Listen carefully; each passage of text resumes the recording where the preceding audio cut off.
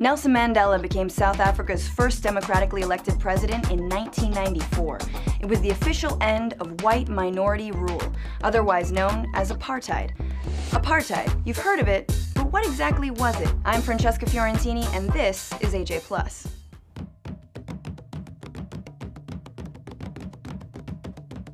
Apartheid is an Afrikaans word that means separateness. It was a system of racial segregation that governed South Africa for nearly 50 years.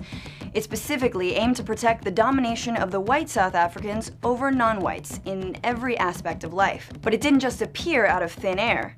During the colonial grab for the country between the Dutch-descended Afrikaners and the British, the rights of native black South Africans were sidelined. So when apartheid was officially made law in 1948 by the Afrikaner-led National Party, it was a continuation of injustices already happening. Afrikaners believed that South Africa was their God-given homeland, and that the white race was superior. The black majority was therefore seen as a threat.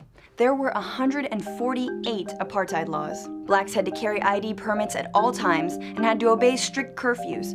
Public facilities were separated for white and non-white use, and marriages between whites and other races were banned. People were classified into 4 racial categories: white, black, Indian, and colored, people of mixed race.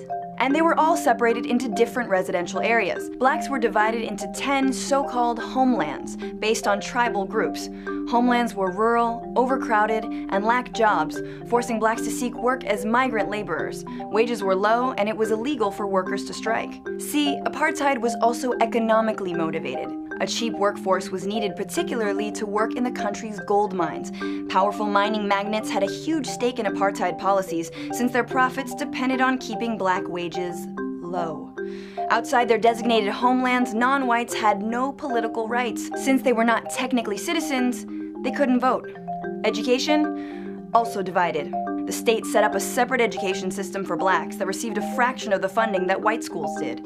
Mandatory education ended at age 13 and was structured to funnel blacks into menial migrant labor. Exploitation? By design. Needless to say, there was resistance to these insane laws. Protests were often led by black students and youth and were met with severe repression. Out of these struggles came leaders like Nelson Mandela, Oliver Tambo, and Walter Sisulu, who would help bring an eventual end to apartheid. So now that you know what apartheid was, could you imagine living under it? Are there any similarly unjust laws that still exist where you live? Leave us your comments below. Peace and reconciliation.